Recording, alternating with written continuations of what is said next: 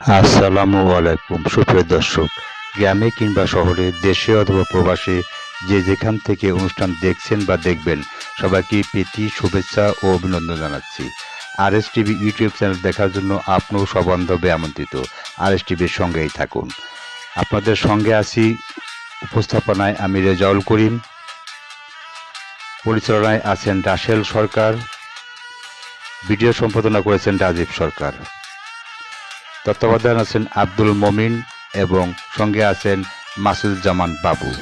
যেহেতু কন্টেন্টটি ঐতিহাসিক বিষয়ের উপর তৈরি করা বিধায় সময় একটু লম্বা হলেও বিষয়টি ধরে ধরে দেখার জন্য বিনীত অনুরোধ রইল।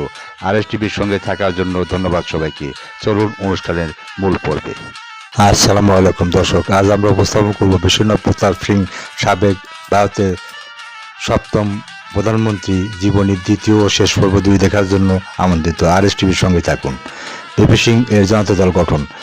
সহযোগী অরুণ নেহরু এবং আরিফ মোহাম্মদ খানের সাথে একত্রে ভিপি সিং জনমোর্চা নামে একটি বিরোধী দল গঠন করে সুনীল শাস্ত্রীকে পরাজিত করে ভিপি সিং এলাহাবাদের একটি শক্ত প্রতিদ্বন্দ্বিতায় উপনির্বাচনে লোকসভায় পুনঃ নির্বাচিত হন। 11 অক্টোবর 1988 মূল জনতা জোটের নেতা জয়প্রকাশ নারায়ণের জন্মদিনে ভিপি সিং জনমোর্চা, জনতা পার্টি, লোকদল এবং কংগ্রেস এস একত্রিত করার মাধ্যমে জনতা দল প্রতিষ্ঠা করেন। সমস্ত কেন্দ্রবাদী দল রাজীব গান্ধী সরকারের বিরোধিতা করে এবং ভিপি সিং জনতা দলের সভাপতি নির্বাচিত হন। জাবিরের মুন্নেত্র কাজগম তেলুগে দেশম পার্টি এবং অসম গণ পরিষদ সহ আঞ্চলিক দলগুলির সাথে জনতা দল একটি বিরোধী জোট তৈরি হয়েছিল, যার ন্যাশনাল ফ্রন্ট। ভিপি সিংকে আহ্বায়ক, এন.টি. রামারাও সভাপতিত্বে এবং পি. উপেন্দ্র ছিলেন একজন সাধারণ সম্পাদক। ন্যাশনাল ফ্রন্ট ভারতীয় জনতা পার্টি এবং বাম দলগুলি দুটি প্রধান বিরোধীর সাথে একটি নির্বাচনী সমঝোতা আসার পরে 1989 সনের সাধারণ নির্বাচনে লড়াই করেছিলেন, যা কংগ্রেস বিরোধী ভোটকে একত্রিত করতে কাজ করেছিল। ন্যাশনাল ফ্রন্ট তার মিত্রদের সাথে লোকসভার সহজ সংখ্যাগরিষ্ঠতা অর্জন করে এবং সরকার গঠনের সিদ্ধান্ত নেয়। অটল বিহারী বাজপেয়ী এবং লালকৃষ্ণ আদবানির নেতৃত্বে ভারতীয় জনতা পার্টি এবং ভারতের কমিউনিস্ট পার্টি এবং ভারতের কমিউনিস্ট পার্টির মতো বাম দলগুলি বাইরে থেকে সরকারকে সমর্থন করতে পছন্দ করে, সরকারের কাজ করতে অস্বীকার করে। 1 ডিসেম্বর সংসদে সেন্ট্রাল হলে একটি সভায় ভিপি সিং প্রধানমন্ত্রী হিসেবে দেবীলালের নাম প্রস্তাব করেছিলেন, যদিও ভিপি সিং নিজেই কংগ্রেসের বিরোধী শক্তিগুলিকে রাজীবের পরিষ্কার বিকল্প হিসাবে স্পষ্টভাবে তুলে ধরেছিলেন। গান্ধী এবং তাদের প্রধানমন্ত্রী পদপ্রার্থী চৌধুরী দেবীলাল হরিয়ানার একজন জাট নেতা উঠে দাঁড়িয়ে মনোনয়ন প্রত্যাখ্যান করেছিলেন এবং বলেছিলেন যে তিনি সরকারের কাছে বড় চাচা হতে পছন্দ করবেন এবং ভিপি সিংকে প্রধানমন্ত্রী হওয়া উচিত। এই শেষ অংশটি জনতা পার্টির প্রাক্তন প্রধান চন্দ্রশেখর এবং জনতা দলের মধ্যে ভিপি সিং এর সবচেয়ে বড় প্রতিদ্বন্দ্বী চন্দ্রশেখরের কাছে একটি স্পষ্ট বিস্ময় হিসেবে এসেছিল। শেখর, যিনি স্পষ্টভাবে আশা করেছিলেন যে সর্বসম্মত প্রার্থী হিসেবে লালের সাথে একটি চুক্তি জাল করা হয়েছে, তিনি বৈঠক থেকে সরে এসেছিলেন এবং মন্ত্রিসভায় কাজ করতে অস্বীকার করেছিলেন। ভিপি সিং প্রধানমন্ত্রী 1989 থেকে 1990 সন। ভিপি সিং ভারতের প্রধানমন্ত্রী হিসেবে শপথ নেন 2রা ডিসেম্বর 1989 সনে এবং যানবাহন ভ্রমণ বিলম্ব ছাড়াই সম্ভবত ছিল। উদাহরণস্বরূপ, রাজধানী নয়াদিল্লি এবং চণ্ডীগড় এবং সিমলার মধ্যে পুলিশ ধর্মঘটের পরিস্থিতি এবং সময়কাল বাড়ানো এবং কিছু ধর্মঘট কার্যকলাপ ঘটতে বাধা দেয়। কোনো একটি বিক্ষোভের বিরুদ্ধে সেনা ইউনিটের একত্রিত করার জন্য একটি জাতীয় জরুরি অবস্থা ঘোষণা করা হয়নি। ধর্মঘটটি মন্ডল কমিশনের রিপোর্টকে ব্যাপক জনপ্রিয়তা দিতে সাহায্য করেছিল এবং ওবিসি বর্ণের রাজনৈতিক গোষ্ঠীকরণের ইন্ধন যোগায়, যা পরবর্তীতে কংগ্রেস ও বিজেপি ছাড়া আঞ্চলিক রাজনৈতিক দল এবং শক্তিশালী দলগুলিকে শক্তিশালী করতে অনেক সাহায্য করেছিল। পশ্চাৎপদ বর্ণের ভোট হারানোর কারণে কোনো দলই এর বিরোধিতা করেনি এবং প্রতিবাদ দেখে বা দলগুলো তা প্রত্যাখ্যান করেনি। এমনকি অন্যান্য অনগ্রসর শ্রেণীর জন্য সংরক্ষণ পাশ করার পরও তিনি কখনোই তাদের দ্বারা গৃহীত হননি এবং তাদের উচ্চ বর্ণের ভোটারদেরও তাকে বিশ্বাস করতে হয়নি। পরবর্তীতে ওবিসি নেতারা তাদের রাজনৈতিক ক্ষমতা ফ্লেক্স করে এবং উত্তরপ্রদেশ, বিহার, মধ্যপ্রদেশ এবং রাজস্থানের রাজনৈতিক ক্ষমতা লাভের জন্য উচ্চ ও নিম্নবর্ণের সংখ্যা ছড়িয়ে যায়। ওবিসি নেতারা নিম্নবর্ণের নেতাদের সাথে ক্ষমতা ভাগাভাগি প্রত্যাখ্যান করেছিল। ভিপি সিং এর বিরুদ্ধে রিলায়েন্স গ্রুপের সাথে টানাপোড়েন। 1990 সনে life insurance corporation of India এবং জেনারেল ইন্স্যুরেন্স কর্পোরেশন অফ ইন্ডিয়ার মতো সরকারি মালিকানাধীন আর্থিক প্রতিষ্ঠানগুলি লারসেন অ্যান্ড টুব্রোর উপর পরিচালনা নিয়ন্ত্রণ অর্জনের জন্য রিলায়েন্স গ্রুপের প্রস্তাবকে বাধা দেয়। পরাজয় টের পেয়ে আম্বানিরা কোম্পানি বোর্ড থেকে পদত্যাগ করেন। ধীরুভাই, যিনি 1989 সালে এপ্রিল লারসেন অ্যান্ড টুব্রোর চেয়ারম্যান হয়েছিলেন, স্টেট ব্যাংক অফ ইন্ডিয়ার প্রাক্তন চেয়ারম্যান ডি.এন. ঘোষের জন্য পদ তৈরি করতে তার পদ ছাড়তে হয়েছিল। রাম মন্দির ইস্যু ও জোটের পতন। এদিকে ভারতীয় জনতা পার্টি তার নিজস্ব এজেন্ডাকে এগিয়ে নিয়ে যাচ্ছিল, বিশেষ করে রাম জন্মভূমি আন্দোলন, যা বেশ কয়েকটি হিন্দু সংগঠনের জন্য একটি সমাবেশের আর্তনাদ হিসেবে কাজ করেছিল, একটি নতুন জীবন নিয়েছিল।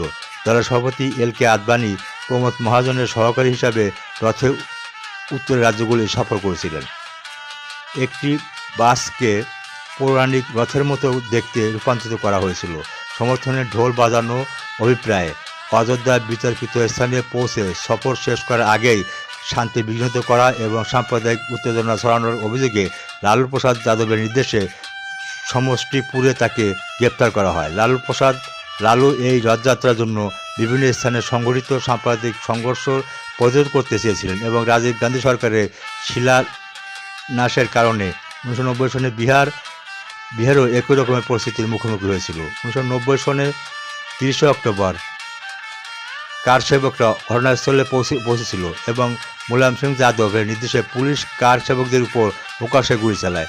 2রা নভেম্বর অযোধ্যায় ভয়াবহ দাঙ্গা হয়। এর ফলে ভারতীয় জনতা পার্টি ন্যাশনাল ফ্রন্ট সরকারের সমর্থন স্থগিত করে। ভিপি সিং লোকসভায় অনাস্থা ভোটের মুখোমুখি হয়েছিলেন যে তিনি উচ্চ নৈতিক ভিত্তি দখল করেছিলেন। যেহেতু ভিপি সিং ধর্মনিরপেক্ষতার পক্ষে দাঁড়িয়েছিলেন, ক্ষমতার মূল্যে বাবরি মসজিদকে ধ্বংস করেছিলেন এবং মৌলিক নীতিগুলিকে সম্মত করেছিলেন, যা চ্যালেঞ্জ করা হয়েছিল। সংকট, আপনি কি এ ধরনের ভারত চান? ভিপি সিং 142-346 ভোটে হারার আগে সংসদে তার বিরোধীদের জিজ্ঞাসা করেছিলেন। ন্যাশনাল ফ্রন্টের মাত্র একটি অংশ তার প্রতি অনুগত ছিল এবং বাম দলগুলো তাকে ভোটে সমর্থন করেছিলেন এবং তারপর ভিপি সিং 1990 সনের 7ই নভেম্বর পদত্যাগ করেন। চন্দ্রশেখরের সরকার। চন্দ্রশেখর অবলম্বে মুহূর্তটি ধরে ফেললেন এবং তার নিজের সমর্থকদের দেবীলাল, ধনেশ্বর মিশ্র, এইচ.ডি. দেবগৌড়া, মানেকা গান্ধী, অশোক কুমার সেন, সুবোধকান্ত সহায়, ওম প্রকাশ চৌতালা, হুকাম সিং, চিমনভাই প্যাটেল সহ জনতা দল ছেড়ে যান। মুলায়ম সিং যাদব, যশবন্ত সিং, ভিসি শুক্লা এবং সঞ্জয় সিং সমাজবাদী জনতা পার্টি জনতা দল সমাজবাদী গঠন করেন। যদিও চন্দ্রশেখর মাত্র 64 জন সাংসদ ছিল, রাজীব গান্ধীর বিরোধী দলের নেতা হাউসের মেঝেতে তাকে সমর্থন করতে সম্মত হন। তাই তিনি আস্থার প্রস্তাব দিতেছেন এবং প্রধানমন্ত্রী হিসেবে শপথ নিয়েছেন। জনতা দলের 8 জন সাংসদ যারা এই প্রস্তাবের পক্ষে ভোট দিয়েছিলেন তাদের স্পিকার রবি রায় অযোগ্য ঘোষণা করেছিলেন। তিনি পদত্যাগ করার এবং নতুন নির্বাচনের ডাক দেওয়ার আগে তার সরকার। ভিপি সিং এর মৃত্যু। ভিপি সিং নতুন নির্বাচনে প্রতিদ্বন্দ্বিতা করেছিলেন, কিন্তু নির্বাচনী প্রচারণার সময় রাজীব গান্ধী 1951 হত্যাকাণ্ডের কারণে তার দল বিরোধীদের কাছে চলে যায় এবং পরে তিনি সক্রিয় রাজনীতি থেকে অবসর নেন। পরে কয়েক বছর তিনি সামাজিক ন্যায় বিচার এবং শৈল্পিক সাধনা, প্রধানত চিত্রাঙ্কন সম্পর্কিত বিষয়গুলির বিষয়ে কথা বলার জন্য দেশে সফর করেন। 1992 সনে ভিপি সিং প্রথম ছিলেন যিনি ভবিষ্যৎ রাষ্ট্রপতি কে আর নারায়ণের নাম প্রস্তাব করেছিলেন, অবশেষে সফল ভাইস প্রেসিডেন্ট প্রার্থী হিসাবে। পরবর্তীতে একই বছর ডিসেম্বরে ভিপি সিং তার অনুসারীদের অযোধ্যায় নিয়ে গিয়েছিলেন এল.কে. আদবানির প্রস্তাবিত কার সেবার বিরোধিতা করার জন্য এবং সেখানে পৌঁছার আগেই তাকে গ্রেপ্তার হয়েছিল। কিছুদিন পর কারসেবকরা মসজিদটিকে ভেঙে ফেলে। 1996 সনে কংগ্রেস পার্টি সাধারণ নির্বাচনে হেরে যায় এবং প্রধানমন্ত্রী পদের জন্য বিজয়ী ইউনাইটেড ফ্রন্ট। ভিপি সিং ছিলেন বিস্তৃত যুক্তফ্রন্ট ভোটের পেছনের শক্তিগুলির একজন, এর স্বাভাবিক পছন্দ। ভিপি সিং কমিউনিস্ট প্রবীণ জ্যোতি বসু, বিহারের শক্তিশালী নেতা লালু প্রসাদ যাদব এবং জনতা পরিবারের প্রায় সমস্ত নেতার দ্বারা তাকে দেওয়ার প্রস্তাব প্রত্যাখ্যান করেছিলেন। জুলাই 2005 সনে শেখর গুপ্তার সাথে একটি সাক্ষাৎকারে ভিপি সিং বলেছিলেন যে HDW সাবমেরিন চুক্তিতে ভারতীয় এজেন্টদের দ্বারা নেওয়া কমিশন সংক্রান্ত তথ্যের লেনদেনের যে মতবিরোধ দেখা দেয় তার কারণে তিনি রাজীব গান্ধীর মন্ত্রিসভা থেকে পদত্যাগ করেছিলেন, বোফোর্সের কারণে নয়। এপ্রিল 1987 সনে ভিপি সিং পশ্চিম জার্মানিতে ভারতীয় রাষ্ট্রদূত জে.সি. এজমানি থেকে একটি গোপন টেলিগ্রাম পান। টেলিগ্রামে বলা হয় যে ভারতীয় এজেন্টরা HDW চুক্তিতে বড় কমিশন পেয়েছে। এই কমিশনের পরিমাণ ছিল বিস্ময়কর রুপি 32.55 কোটি, সম্মত মূল্যের 7%। ভিপি সিং এ বিষয়ে রাজীব গান্ধীকে অবহিত করেন এবং তদন্ত শুরু করেন। যাই হোক, এই মামলা পরিচালনার ফলে মতবিরোধ দেখা দেয় এবং ভিপি সিং অবশেষে মন্ত্রিসভা থেকে পদত্যাগ করেন। ভিপি সিং 1998 সনে ক্যান্সার আক্রান্ত হন এবং জনসাধারণের উপস্থিতিতে বন্ধ করে দেন। 2003 সনে যখন তার ক্যান্সার মাফ হয়ে যায় তখন তিনি আবারও একজন দৃশ্যমান ব্যক্তি হয়ে ওঠেন। বিশেষ করে অনেক গ্রুপিংয়ে যে জায়গাটি তার জনতা দলের দখলে ছিল। ভিপি সিং 2006 সনে অভিনেতা রাজনীতিবিদ রাজ বাপ্পরের সভাপতিত্বে মোর্চা পুনরায় চালু করেন। 2007 সনে ইউপি নির্বাচনের জন্য মোর্চা শূন্য হওয়ার পর রাজ বাপ্পর কংগ্রেসে যোগ দেন এবং ভিপি সিং এর বড় ছেলে অজয় সিং 2009 সনের সাধারণ নির্বাচনে প্রত্যাশায় দলের শাসনভার গ্রহণ করেন। অজয় সিং তখন ফতেপুর থেকে জনমোর্চার প্রার্থী হিসেবে প্রতিদ্বন্দ্বিতা করেন, কিন্তু সমাজবাদী পার্টির রাকেশ সাচানের কাছে হেরে যান। জনমোর্চা জুন 2009 সনে জাতীয় জনমোর্চা হিসেবে নামকরণ করা হয়। এক মাস পরে জনমোর্চা ভারতীয় জাতীয় কংগ্রেসের সাথে একত্রীভূত হয়। ভিপি সিংকে গাজিয়াবাদের গ্রেপ্তার করা হয়েছিল কারণ তিনি এবং তার সমর্থকরা একটি চালাইয়ের দিকে এগিয়ে যাচ্ছিলেন, যেখানে অনিল আম্বানি মালিকানাধীন বিশাল রিলায়েন্স ইন্ডাস্ট্রিজ এবং দাদরিতে জমি অধিগ্রহণের বিরুদ্ধে কৃষকদের আন্দোলনে যোগ দেওয়ার জন্য 144 ধারার অধীনে নিষেধাজ্ঞামূলক আদেশ জারি করা হয়েছিল। পর্যাপ্ত ক্ষতিপূরণ দাবির পরে ভিপি সিং এবং সিপিআই সাধারণ সম্পাদক এবি বর্ধনকে আবার ইউপি সীমান্তে গ্রেপ্তার করা হয় যখন তারা দাদরিতে যাচ্ছিলেন। যাই হোক, ভিপি সিং এবং বাব্বর পুলিশ এড়াতে সক্ষম হন। 18 আগস্ট 2006 এ দাদরি পৌঁছান এবং কৃষকদের সাথে একাত্ম হয়ে জমি চাষ করেন। ভিপি সিং 27 নভেম্বর 2008 দিল্লিতে অ্যাপোলো হাসপাতাল 57 বছর বয়সে মাল্টিপল মায়োলোমা এবং কিডনি ব্যর্থতার কারণে খুব দীর্ঘ সংগ্রামের পর মারা যান। ভিপি সিংকে 29 নভেম্বর 2008 এলাহাবাদে গঙ্গা নদীর তীরে দাহ করা হয়। তার ছেলে অজয় সিং অন্ত্যেষ্টিক্রিয়া চিতা আলো জ্বালান। তাকে পূর্ণ রাষ্ট্রীয় মর্যাদায় দাহ করা হয়। ভিপি সিং এর ব্যক্তিগত জীবন। ভিপি সিং 30 জুন 1950 সনে রাজস্থানের দেওগড় মাদারিয়ার রাজার কন্যা রাজকুমারী সীতা কুমারীকে বিয়ে করেছেন। এটি একটি সাজানো বিয়ে ছিল। বিয়ের দিন তাদের বয়স ছিল 24 এবং তার বয়স ছিল 18 বছর। কুমারী ছিলেন উদয়পুরের মহারানা প্রতাপের বংশধর সিসোদিয়া রাজপুত। এই দম্পতির 2 ছেলে ছিল। অজয় সিং জন্ম 1957 সনে নিউ ইয়র্ক সিটি, একজন চার্টার্ড অ্যাকাউন্টেন্ট, এবং আভয় সিং জন্ম 1958 new Delhi, all India institute of medical সায়েন্সের একজন ডাক্তার। ভিপি সিং এর মৃত্যুর পর তার বড় ছেলে অজয় সিং 2007 সনে মান্দা স্টেটের 47তম রাজা বাহাদুর হিসাবে শপথ নেন এবং ভিপি সিং এর মৃত্যুর 2 বছর পর 2009 সনে ভিপি সিং তার দল জনমোর্চাকে ভারতীয় জাতীয় কংগ্রেসের সাথে একত্রীভূত করেন। সম্মানিত সুধী, এই ছিল বিশ্বনাথ প্রতাপ সিং এর জীবনের দ্বিতীয় ও শেষ পর্বের আজকের বিষয়। এই ধরনের ঐতিহাসিক বিষয় সম্বন্ধে জানতে শুনতে RS টিভি চ্যানেলটি সাবস্ক্রাইব করে রাখুন। সবার আগে সকল অনুষ্ঠান দেখুন। আশা করি ঐতিহাসিক বিষয়গুলি জানতে পারবেন ইনশাল্লাহ।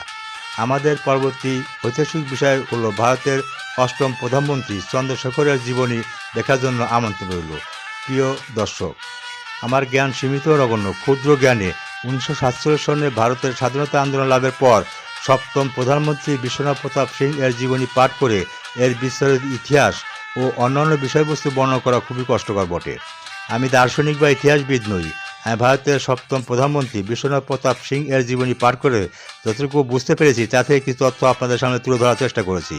কাউকে ছোট অথবা বড়কে দেখা আমার উদ্দেশ্য নয়।